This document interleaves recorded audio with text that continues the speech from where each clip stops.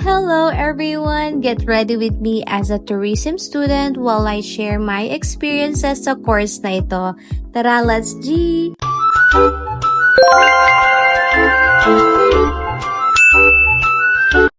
Good morning guys! First day of face-to-face class today and grabe, ganito na nga ang peslak ko. Minamahal ko na nga itong mga pimple ko dahil talaga naman ayaw pa din nga ako lubayan ng mga ito kaya deadma ang atake natin dyan today. Una, ina-apply ko nga yung sunscreen dahil sobrang init talaga sa campus. Is a must try na huwag mawawala sa'yo girl. Ano daw? Ayun na nga, pinili ko talaga ang tourism dahil akala ko guys, ganda-ganda lang tapos iniiwasan ko din ang math. Pero may math pa din pala sa course na ito. Kala ko for the slay lang ang mga person, no? Dumagdag pa ang law na muntik ko nang maibagsak. Naku, thank you Lord, buti nakuha pa naman sa dasal. Story time, pag nga may nag-aas sa akin, ano ang course ko, ay mapapasabi ko na lang na di ko na po maalala, Your Honor.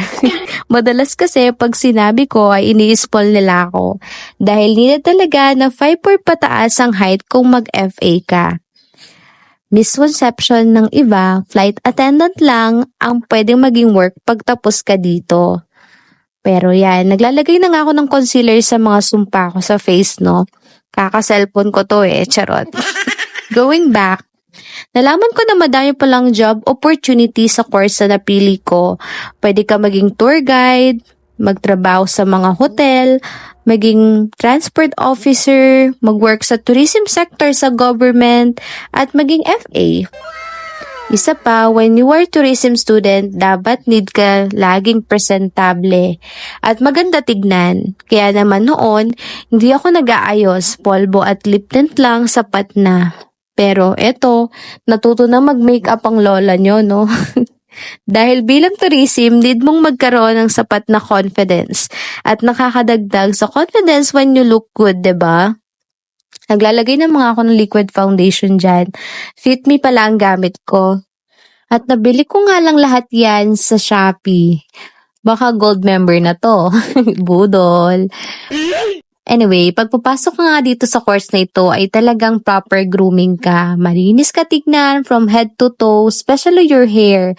May mga taga-check pa nga niyan sa amin at pag may kulay ang buhok mo ay nalaga naman yung mark absent na. Kaloka. Isa pa sa mga tinitrain pag tourism ka ay ang communication skills guys. Dapat walang hiya ka dito, no? Dapat makapal mukha mo. Ganon. Need mo kasing mahasa din ang speaking mo lalo na sa English. At sobrang daming public speaking, kaliwat ka ng performance task. At huwag mong kakalimutang uminom ng Memory Plus Gold dahil need talaga namang maraming memorize, promise. Ayan, anong ginagawa ko na nga dyan sa pilik mata ko? Ayan, pack, ganun. And I love glitter, guys. Glitters. Ayan, glitters. Charing. Ayan, apply para shining, shimmering, kunwari ang person, no? Alright, and lastly, wag nating kalimutan ang red lipstick. Pag tourism student ay standard talaga ay red lipstick ka. By the way, I'm currently 3rd year guys and onting tumbling na lang.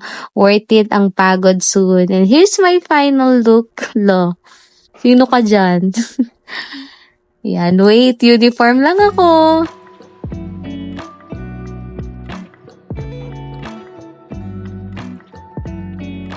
Thank you everyone. Padayon lang. Buyers!